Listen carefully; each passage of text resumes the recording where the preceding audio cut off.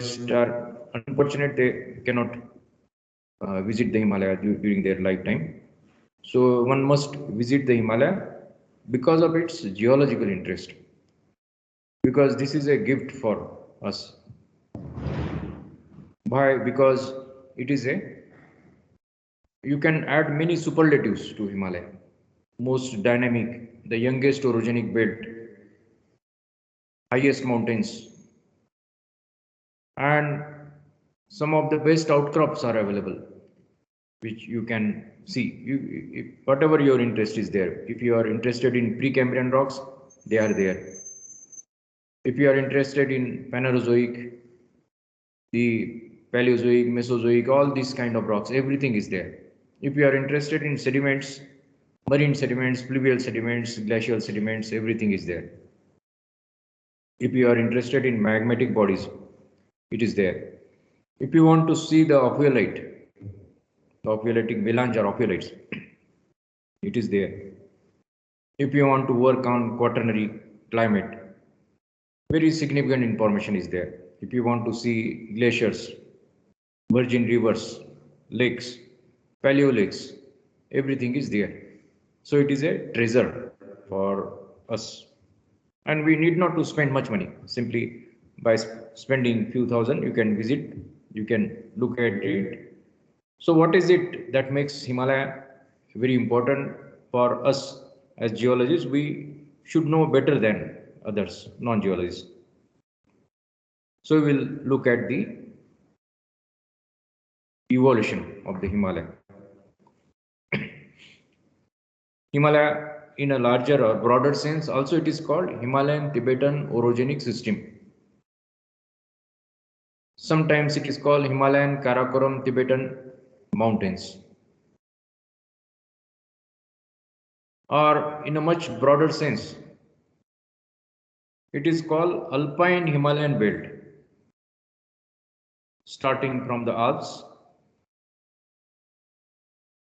many other mountains, Pontites, Anatolian, Taurites, Hindu Kush, all these mountains, including Himalaya, should include Tibet, Indo-Burmese ranges, and it has a connection to the subduction zone of the Java-Sumatra Trench. So it is called Alpine Himalayan belt in a broader sense. Alpine Himalayan system is somewhat different than all other global systems. The youngest and all these things, superlatives are there. But probably it is also one of the most dynamic system. Therefore, not only India but entire globe, the geologists are interested to visit Himalaya. And sadly also you can say that most of the good research work from Himalaya comes from the foreigner. Whether it is a fundamental first reporting or any kind of advanced research, it comes mainly from the foreign authors. That is the tragedy for us. They spend a lot of money to visit Himalaya, but we are not even bothered to spend few thousands to visit Himalaya. Or even if you don't want to visit, then at least try to understand the Himalaya. What is it? A lot of literature is available. So we'll have some introduction.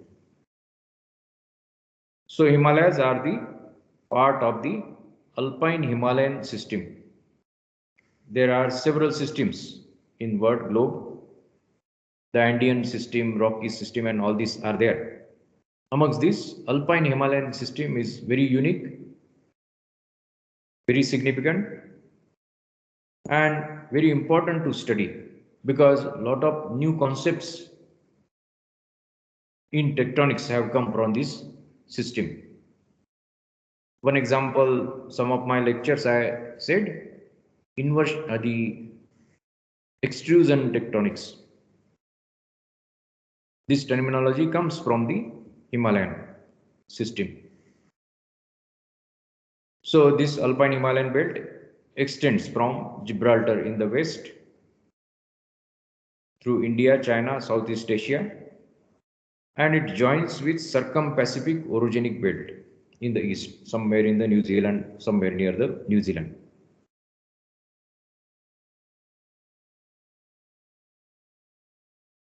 Gibraltar here, and it joins here to Pacific system. And then there are, although because it is such a large system, we have to divide it into different sectors. Not only because of convenience, but because of the characters of these different sectors, the activities in different sectors. Although they are related, it should be divided into at least divided into different sectors depending upon like their involvement with different continents like Eurasian.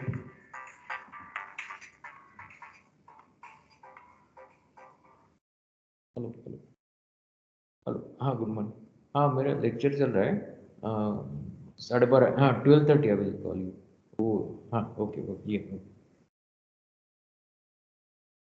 so its association with different continents, Eurasian Indian, Eurasian African, Arabian, Indo-Australian, this kind of relations are there. And its geological heterogeneity creating different domains like Mediterranean domain, Black and Caspian Sea domain, and several high plateaus. So lot of different things are involved with these different entities. We need to focus separately. And after collision, these continents are still converging. That's why we call active orogeny. Afflicting at a very high rate, 1 centimeter per year. 10 millimeters per year is a very high rate. And it shows a transition from west towards east. Towards west, the rate is somewhat lower. Towards east, east means India, Eurasia, orogenic belt. It is about 5 centimeters per year. And entire this belt is characterized by shallow earthquakes that we know very well that the orogenic belts should normally show the shallow earthquakes. Subduction zone or the origin is related to subduction zone, they will show the deeper earthquake because the subducting plate, cold plate is going down at a deeper levels. So 50 kilometers or even shallower than that, earthquakes are common in Himalaya. And because shallow earthquakes are there, it is also significant. As a disaster. So when we deal with Himalaya, of course, we can go back to any extent, but by the till the breakup of Indian plate from the Pangean assembly. So Indian plate moved northward in between Tethyan oceans, closed, entrapped into the Himalaya. So as you go to Himalaya, you are going to see lot of Tethyan sediments, deformed Tethyan sediments, or you can say entire Tethyan stratigraphy, Paleozoic, Mesozoic. All these rocks are there if you go to Spiti, once you cross Manali. you will see mainly sediments. What does it mean? The Himalaya, the most important lithology is the sediments.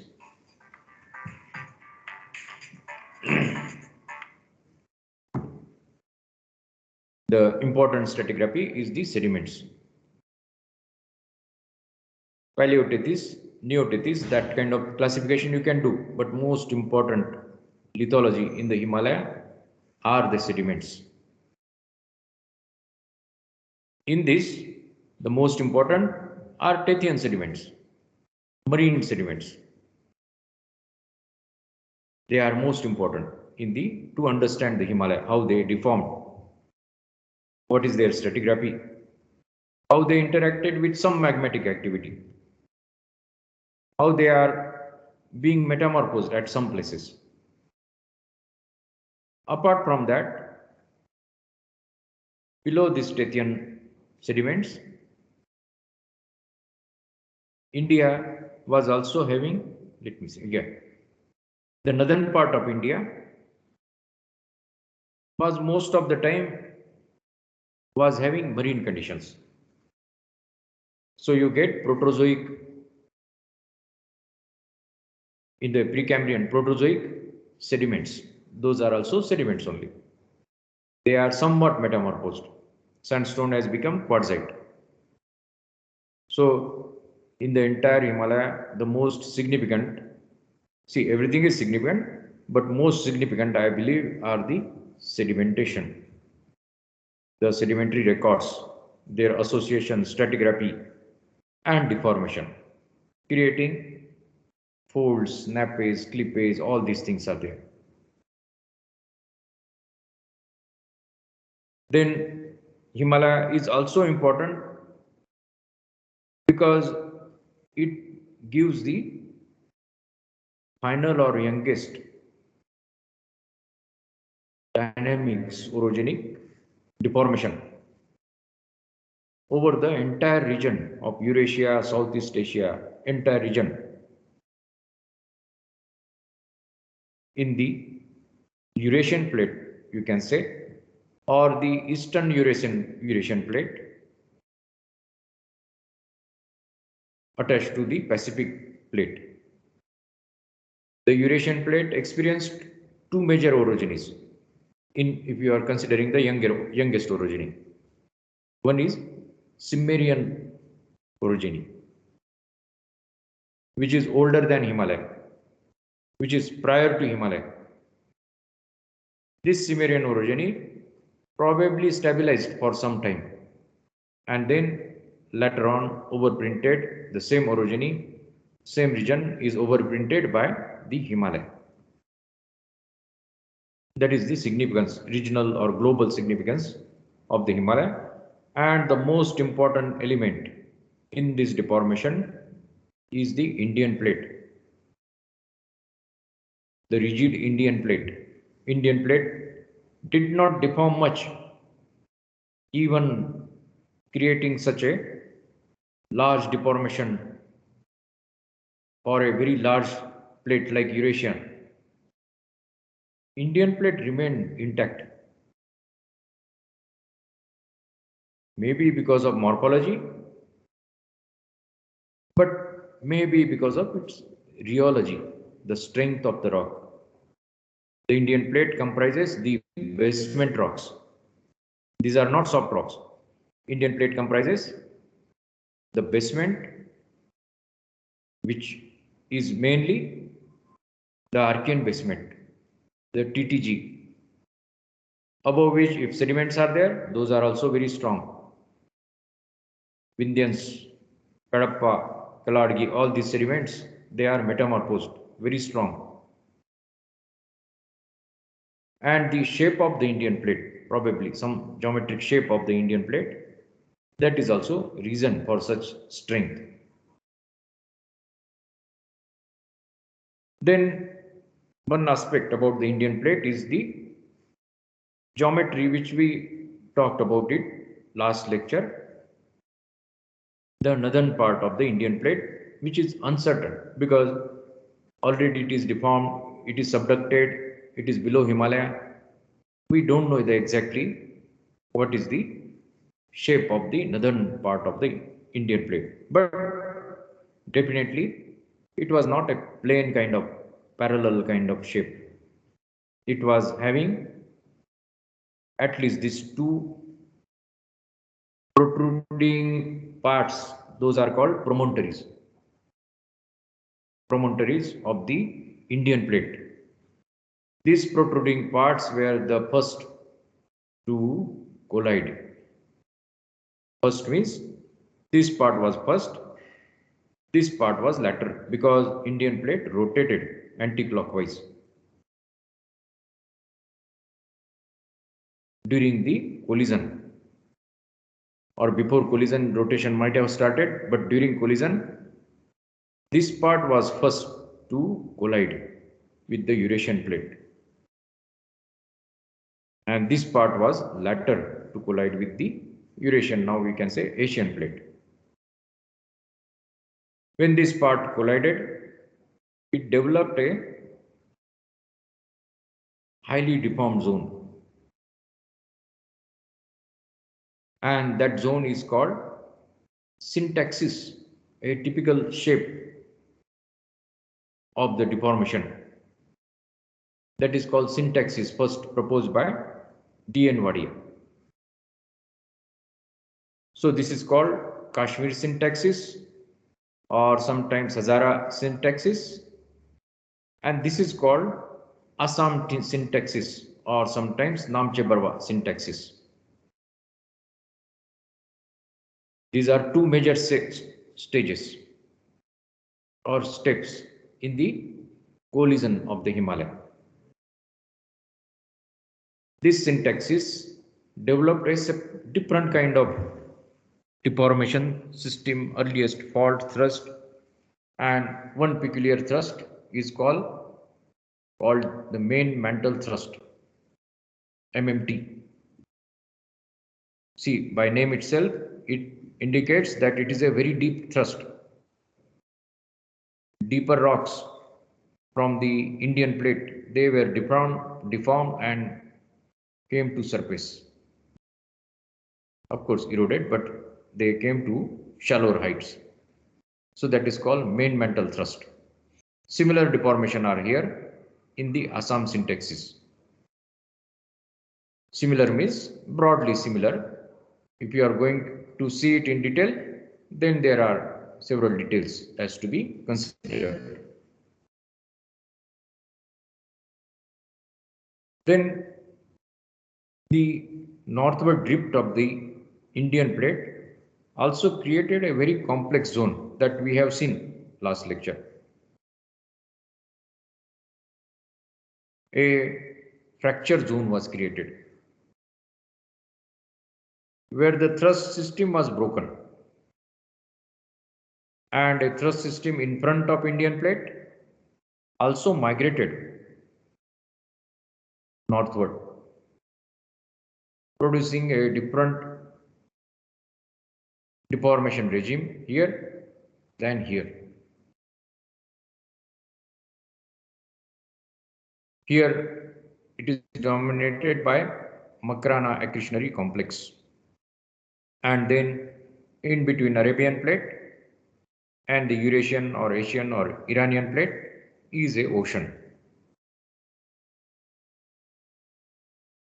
and the western margin for the Indian plate then can be defined by this Owen fracture zone.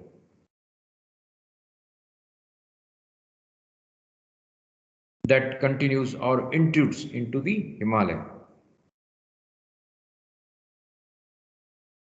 So the pre-Mesozoic Himalaya is also very important because it provides the link with the entire Alpine Himalayan belt. And the Alpine Himalayan orogenic belt can be divided based on deformation pattern or based on simply tectonics into the Alpine Iranian sector and the Afghanistan Himalayan Tibetan sector based on style of deformation. The Afghanistan Himalayan Tibetan sector, also called as the Eastern sector, and it is 4,000 kilometers long and 500 to 2,000 kilometer wide. This sector includes some of the highest mountains in the Himalaya: Karakoram, Hindu Kush, Kunlun, and Pamir, and also the highest plata on the earth, highest plata on the globe, which is Qinghai Tibetan Plata, or simply we can say Tibetan Plata, highest plata with largest surface area. So this entire sector will not go in this. Again, we have to deal it separately. Most of the time when we talk, we also deal Indo-Burmese ranges separately. Here is the Assam syntaxis. So from Assam syntaxis to here, Chaman Fault or part of Afghanistan, we generally consider Himalaya because it is very much interrelated. All the tectonic activities are interrelated. This is Tibetan Plata. All this up to here, all these tectonic activities are interrelated.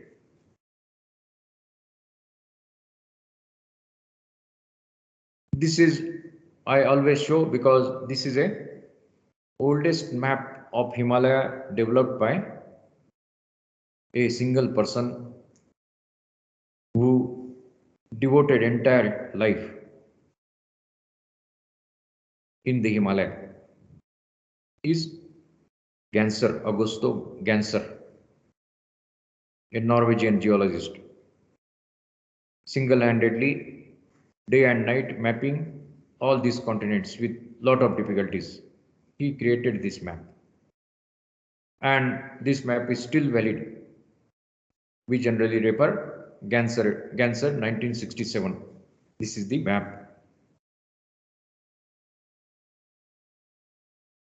It shows all the tectonic features mainly. Then the Himalaya can also be divided into tectonic blocks, because the Neotitan sediments, everything it is okay, but they are tectonically deformed. Now we have to divide them into tectonic blocks. These tectonic blocks further show a different kind of tectonic regime evolution. One is called Kaidam block. This was probably the earliest block to reach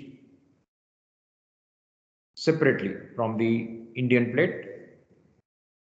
This block was reached, collided quite early. Then another block, Tibetan block. Different names are given, so I am not naming here. Then Twing block, then Lhasa block, and finally the Himalaya, which we see is the southernmost border of this Himalayan orogeny. The youngest part, southernmost deformation and active deformation. Some of the greatest earthquake you find in this part, including Nepal, Assam, all these are the greatest earthquake related to the Himalayan orogeny. Some of the youngest impact of the Himalayan orogeny. So now again we should cut down Himalaya into the unit which is very perceptible to us, very intimately interrelated, from say here to here. about 2,900 kilometers. And considering India as a country, we can just take this part as Himalaya in sensu stricto. It is about 2,900 kilometers. We are separating these Indo-Burmese ranges. So the tectonics of this has to be understood not only from the seismic point of view, but some of the youngest development in the Himalaya, and youngest activities in the Himalaya. So in this Himalaya, you get all the rocks from Precambrian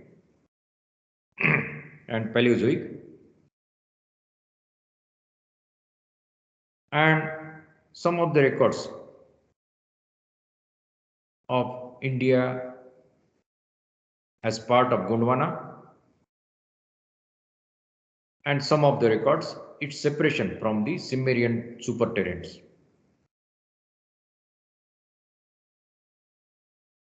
And in between, most significant is the Tethyan Ocean, records of Tethys, Paleotethys.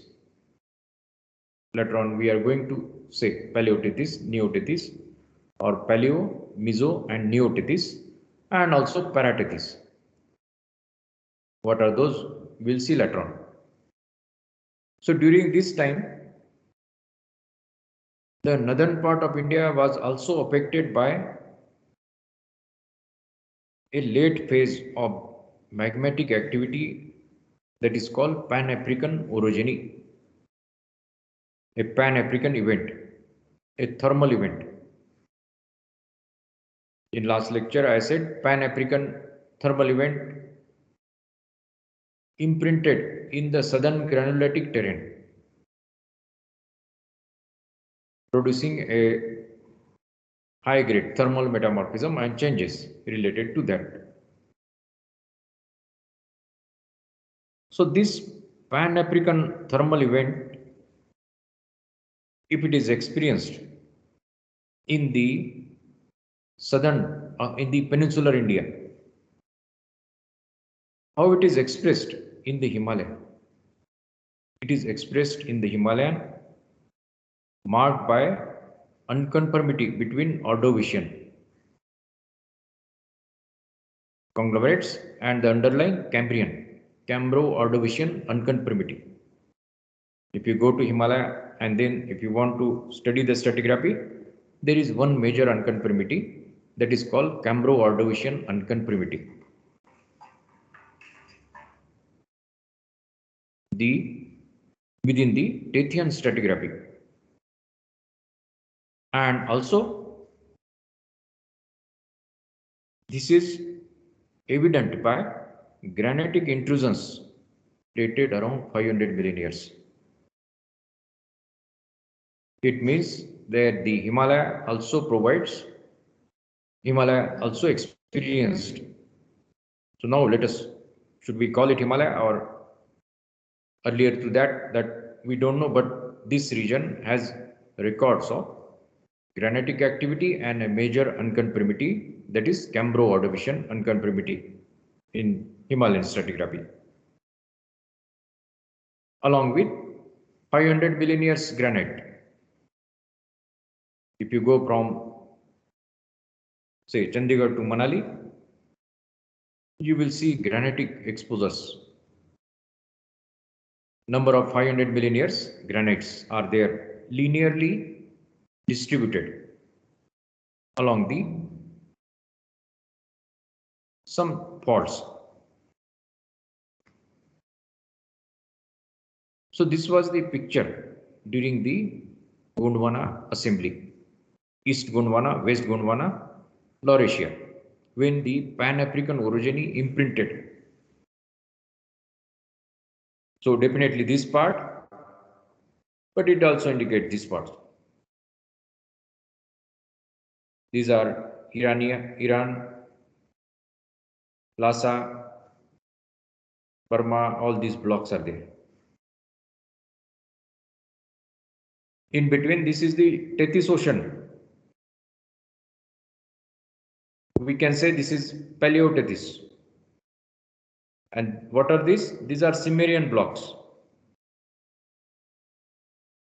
This is Qingtai and some Lhasa block. In between also Tethys.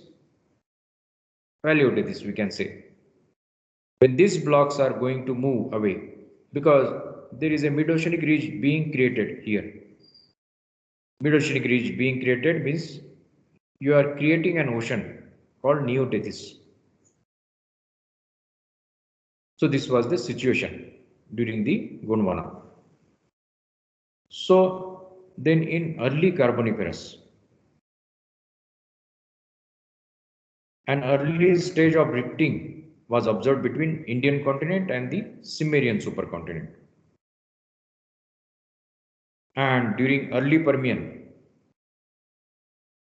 this rift developed a fully developed Neotethys ocean.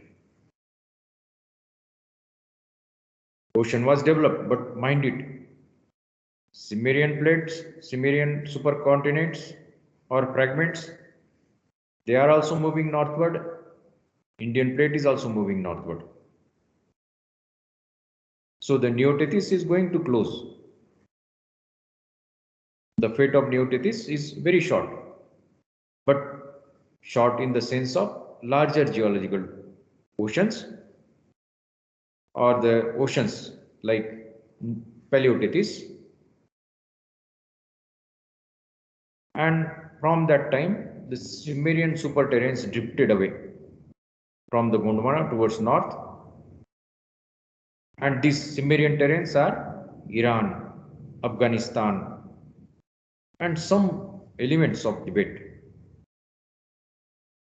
They collided, they closed the Tethys Ocean or the Paleotethys Ocean.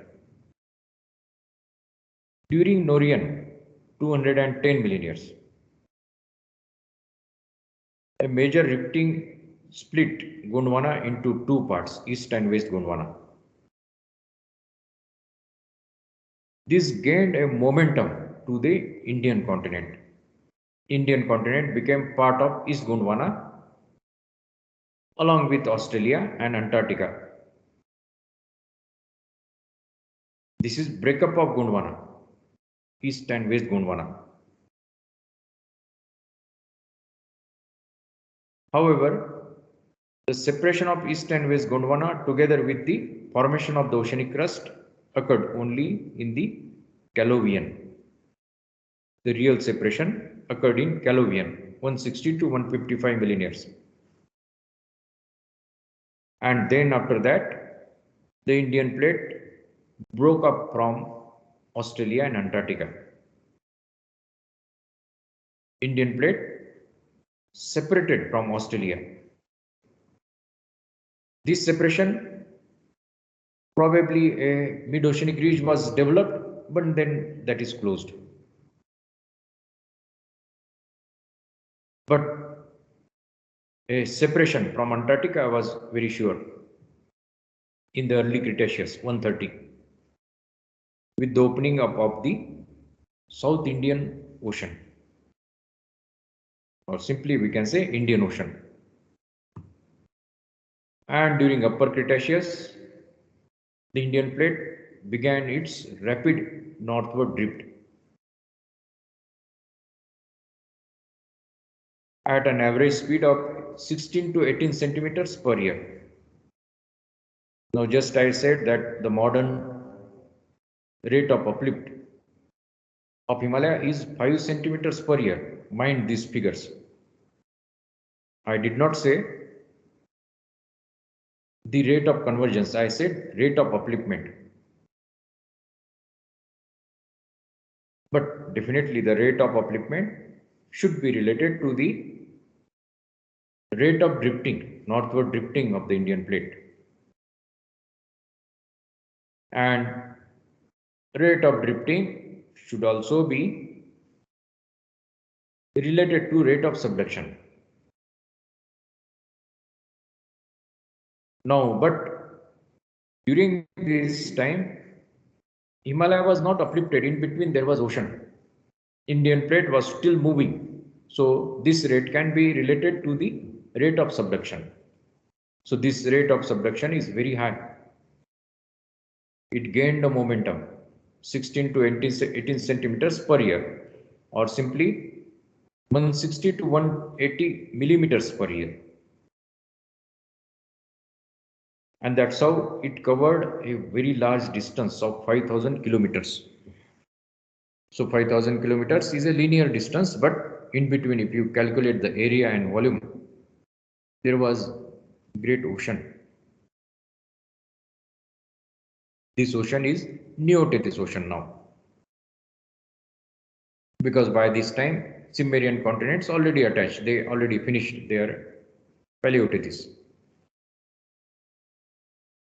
In between, some oceans may be there, but these 5,000 kilometers were rapidly covered by India.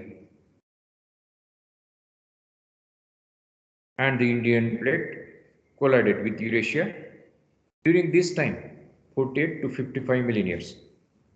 In literature, some differences are there. Some say 56, some say 60 million years, some say 45 million years, like that. So let us consider 48 to 55 million years during lower Eocene or during Paleocene-Eocene transition. And after that, Indian continent continues northward drift at a slower, but still this rate is very fast, 50 millimeters per year. And the collision here is not simply collision, it is indentation. It has indented, somewhat severe than the collision, and also rotated 30 to 40 degree anti-clockwise. Anti-clockwise rotation is there after the first set of collision. And all the other blocks, they accreted. This final collision resulted into extrusion of all these blocks. The Burma block, Tibetan block, Lhasa block, all they started, instead of, because they changed their direction, you can say. Earlier they were directed in this direction. Because of Indian collision, they extruded. And the effect are seen up to here. South China Sea, many other small terrains touching the Japan. Indian plate. Now we can say the Greater China plate. Then Sundaland, Burma plate. And which is evident by some of the largest strike slip faults in this region. The Red River fault here, a strike slip fault. Altai Tak fault here. In India, Karakoram fault here. Some of the largest strike slip faults. They are evident of this kind of movement. And also some pull apart basins. A pull apart basins, Yunnan basin created here, Shanxi basin, and this is, I think, Shan basin. I will correct later on. A basin was created here.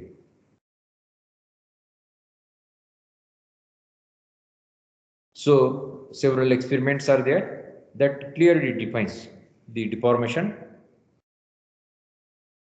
Now in the east, whether we should separate out the Indo-Burmese range or it should be considered as part of Himalaya, that is the question.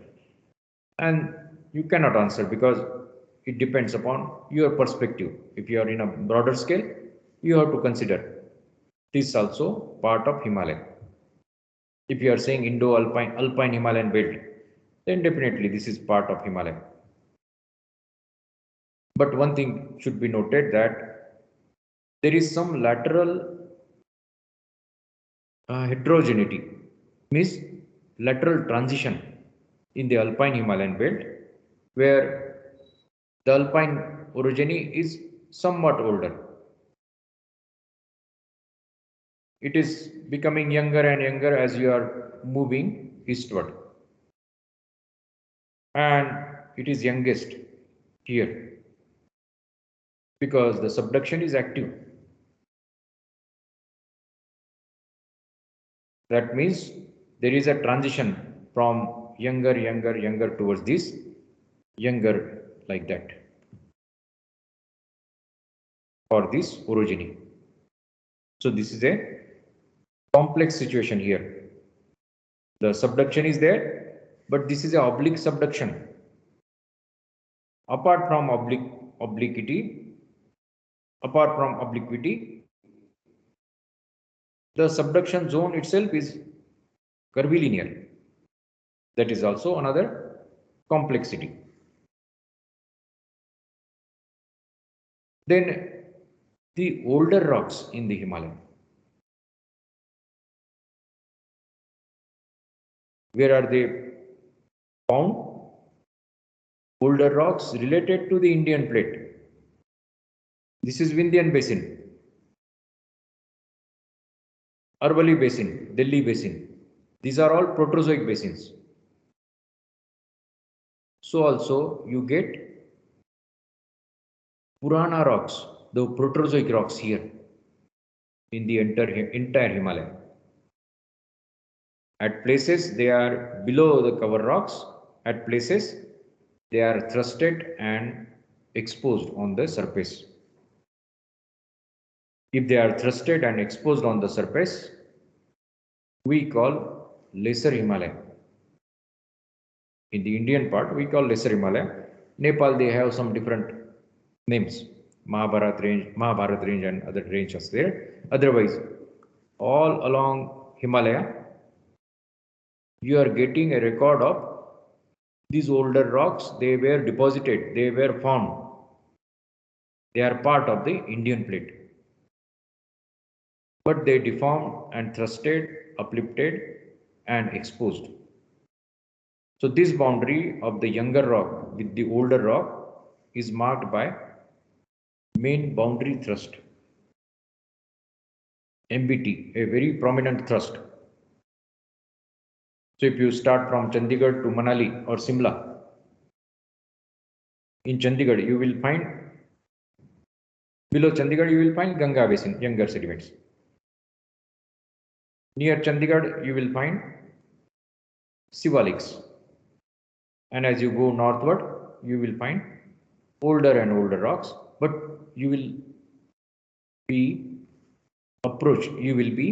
encountered by a thrust that is called main boundary thrust, where these all younger rocks are in the junction of the older or Proterozoic rocks, which is called lesser Himalaya. So main boundary thrust is an important thrust, a stratigraphic boundary. Instead of stratigraphy, we will call tectonic boundary, an important tectonic boundary in the Himalaya. The Himalaya also, many times geographers, they divide Himalaya into different geographic zones that many times geologists also we adopt. Kashmir Himalaya, Himachal Himalaya, Kumaon Himalaya, Nepal Himalaya, Sikkim Himalaya, Bhutan Himalaya and Arunachal Himalaya. So when we talk about the Himalaya, all these parts of Himalaya are subdivided geographically. Whether they are tectonically different, we will not talk, but it is not justified tectonically. For our convenience, we can divide this Himalaya. But geologically, we can divide this Himalaya into different domains, as Ladakh Himalaya, the Zanskar Himalaya, Lahore Himalaya, Spiti Himalaya, Kumaon Himalaya, because they have separate geological entity. The Janskar range, they presents the deformed Tethyan sequence. The Ladakh range, it represents granitic batholiths and also arc trench sediments, the Indus formation. The Spiti Himalaya, it represents the basin, Tethyan basin. Panjal range, basin sediments, also the island arc sediments, volcanics, granitic rocks are there, igneous activity. So based on geology also we can divide Himalaya into different zones. Then the southernmost margin of Himalaya should be with the Indian plate. But this southernmost margin of Himalaya, one margin, I already said, main boundary thrust. Main boundary fault is somewhat different, but let us call it main boundary thrust. Below main boundary thrust,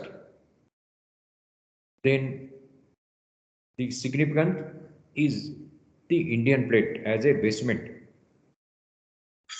So this is Excuse me, a sir. yeah. So we have geomorphology exam at 12:15. Okay, okay, no problem. Okay, I will stop here. Thank you. Okay. Thank you, sir. Yeah, thank you. Thank you, sir.